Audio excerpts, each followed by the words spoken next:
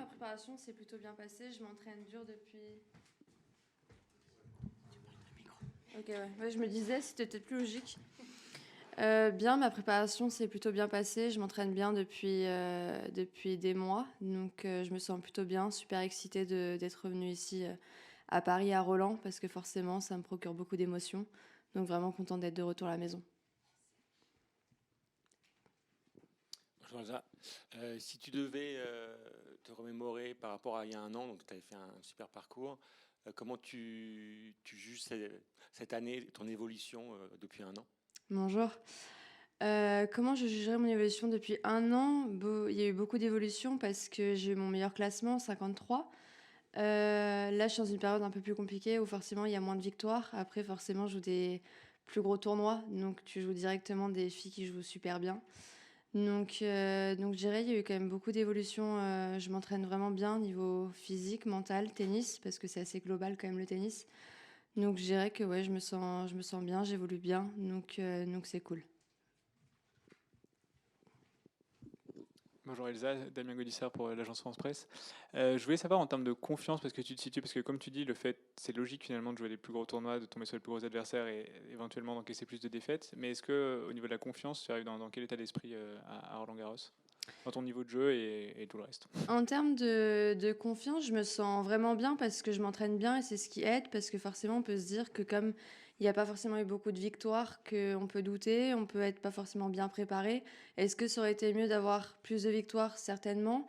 Mais est-ce que ça change quelque chose pour mon parcours? Je pense pas. Pour mes matchs, je pense pas parce que je suis bien entourée, je m'entraîne dur chaque jour et je pense que le plus important c'est de bien s'entraîner. Et je pense que c'est ce qui va faire qu'après, je vais avoir des victoires et que ça va bien se passer pour moi, pour ma carrière. Donc, pour répondre à ta question, je me sens plutôt en confiance. Et c'est vrai que pour moi, c'est un avantage parce que j'adore le public quand il me pousse. Et je suppose qu'à Roland, comme chaque année, le public est à fond et juste incroyable. Donc, ça va vraiment me pousser. Ça peut que m'aider. Bonjour Elsa. Comment tu as reconstruit un peu ton équipe, ton entourage après l'Open d'Australie avec tout ce qui s'est passé? C'était pas forcément le plan hein, de devoir retrouver un coach et tout ça.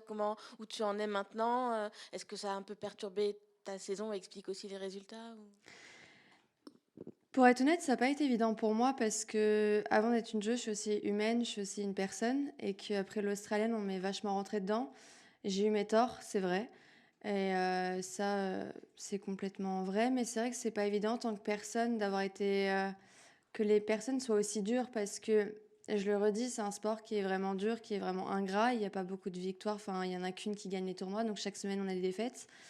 Moi, je suis dans une période où, en fait, ce qui est dur pour moi, c'est que les personnes ne comprennent pas l'arrière, le derrière du tennis et que c'était une période qui n'était pas évidente pour moi et que qu'ils comprennent que je reste une personne, que j'essaye, j'ai des prépas mentales et tout.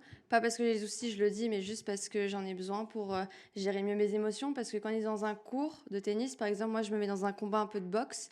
Et j'ai besoin parce que si je suis Elsa de tous les jours, c'est impossible pour moi d'aller sur un cours de tennis parce qu'il y a une fille en face. J'ai besoin de me mettre un peu dans un scénario un peu de combat pour pouvoir être la vraie Elsa sur le match. Et c'est vrai que des fois, bah, comme en Australie, j'ai mal su gérer mes émotions. J'ai craqué. C'est vrai, je reste humaine. C'est vrai que j'ai eu mes torts. Et j'aimerais que des fois que... Je demande pas aux gens d'être plus cool parce que finalement, ils vont... Tout le monde me parle comme ils veulent parler, mais c'est juste être en mode... ok, genre, tranquille. Je reste humaine, je reste une fille, j'ai pas fait de mal. Enfin, c'est... D'abord, je peux aussi m'en vouloir à moi parce que je perds ce match à cause de ça aussi. Donc, je dirais que non, cette période n'a pas été évidente pour moi parce qu'on m'a beaucoup. On a été très dur avec moi. Mais je dirais que j'ai eu la chance d'être bien entourée. J'ai essayé de reconstruire une équipe. C'est vrai que c'est pas évident de reconstruire une équipe en qui t'as confiance parce qu'on est dans un sport où il y a beaucoup d'argent, beaucoup de notoriété. Donc, c'est pas évident de trouver des personnes saines autour de toi et retrouver aussi cette confiance aussi rapidement. Donc, je trouve qu'en ce moment, je me sens bien. J'ai un bon entourage autour de moi. Ça fait pas si longtemps que je suis vraiment entourée. Donc j'essaye de mettre cette stabilité parce que je trouve qu'une stabilité autour de moi, ça peut être que bonus et ça peut être que bénéfique. Donc je pense que c'est le principal. Je vais peut-être pas dire le nom de mon coach parce que ça fait pas si longtemps, mais en tout cas, je suis bien entourée. Mais donc juste pour être clair, si j'avais bien compris, tu étais avec Bertrand Perret de façon temporaire jusqu'à Roland-Garros, non? Si, pour répondre à la question, en fait, j'ai la fédération qui... Bertrand n'était pas pour moi, c'est la fédération qui sont comme Alizé. Ouais. Et du coup, ils sont occupés de moi sur des tournois, ils étaient là, où ils sont occupés de moi. Et bah, je remercie la fédération pour s'être occupée de moi à ce moment-là. Mais dès ce tournoi-ci, tu as trouvé une autre solution? Ouais, Là, dans ton maintenant box? j'ai mon coach en privé, plus la fédé qui m'aide toujours, qui sont toujours là. Mais j'ai mon coach à moi en privé. Ok, d'accord. Et je reviens sur ce que tu disais, on a été très dur avec moi, on m'a beaucoup critiqué. Quand tu dis on, tu penses aux commentaires sur les réseaux, tu penses au coach qui t'entourait, tu penses enfin, qui a été le plus dur avec toi Pour vraiment être transparente avec mon coach, ce qui s'est passé sur le cours, on en a parlé et ça s'est super bien passé. Et je n'ai aucun souci avec. Il s'appelle Simon et je l'apprécie énormément. C'est une personne qui m'a beaucoup aidée, qui m'aide encore. Donc c'est vraiment. Avec Simon, il n'y a aucun souci. Moi, c'est plus avec les gens extérieurs où on se rend pas compte. Après, on parle de l'Australie, mais même après, quand on perd un match, en règle générale, on se fait assez, entre guillemets, le mot fracasser. Mais je dirais juste que j'aimerais, et encore j'aimerais, mais je peux pas changer ça, mais que les gens soient plus cool. Après, forcément, il y a des gens qui parient, qui perdent de l'argent, mais qui comprennent que nous aussi on perd de l'argent, nous aussi on perd des matchs, nous aussi on n'est pas bien. Nous aussi, après l'Australie, je peux pleurer, je peux être pas bien, je peux avoir des jours où je suis vraiment dans le mal. Et juste accepter que j'ai pu faire une erreur, accepter que j'ai merdé, je l'ai reconnu. Accepter que c'est pas évident de gérer toujours ses émotions parce qu'on a beaucoup d'enjeux aussi, où les gens remarquent pas, mais il y a beaucoup d'enjeux, beaucoup de pression, beaucoup de stress. J'essaye de donner le meilleur de moi chaque jour sur mes matchs.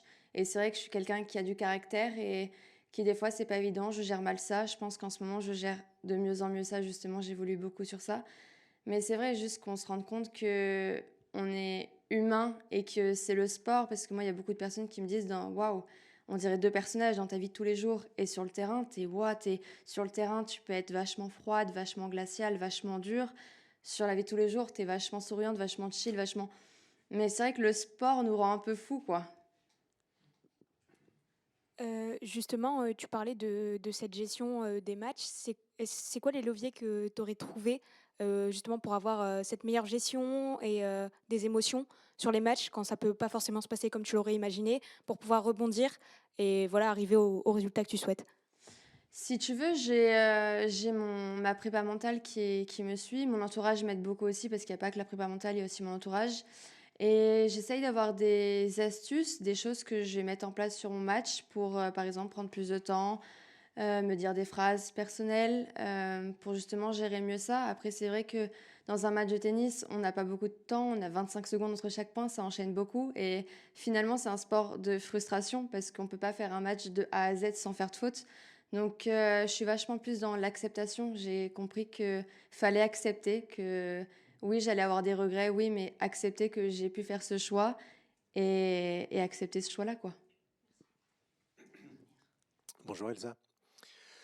Concernant le mouvement par rapport aux les revendications sur les dotations dans les tournois du Grand Chelem, comment vous vous positionnez? Est-ce que vous trouvez ces revendications plutôt justifiées? J'en ai entendu parler, mais je préfère pas me positionner sur ça. Bonjour Elsa. Il y a actuellement peu de Françaises dans le top 100 par rapport à ce qu'on a connu dans le passé. Du coup, il y a une attente, une pression qui se concentre sur quelques joueuses, Loïs Boisson, mais vous aussi. Comment est-ce que vous le ressentez? J'imagine que oui. Et comment est-ce que c'est difficile à vivre? Est-ce que c'est difficile à vivre, pardon. Je pense que ça fait partie de notre job, notre métier, de gérer ce stress, cette pression. C'est vrai que si on est transparent avec nous-mêmes, oui, on a cette pression, oui, on a ce stress, oui, on n'a pas envie de décevoir le public. Oui, quand le public fait oh, forcément, ça nous saoule, on dit oui, nous aussi, on est déçus. Mais je dirais non, parce qu'on est habitué, enfin, moi, je suis habituée à ce stress, cette pression. Donc, j'essaye de. On revient parce que gérer le mental sur moi-même, sur mes émotions, mais aussi gérer cette pression médiatique, le public. Et finalement, moi, ça me pousse parce que je trouve que c'est dingue le public qui nous pousse, qui nous supporte. Donc, pour répondre à ta question par rapport au stress, oui, ça nous met un peu de stress, mais ça nous excite aussi, ça m'excite aussi. Merci. Merci.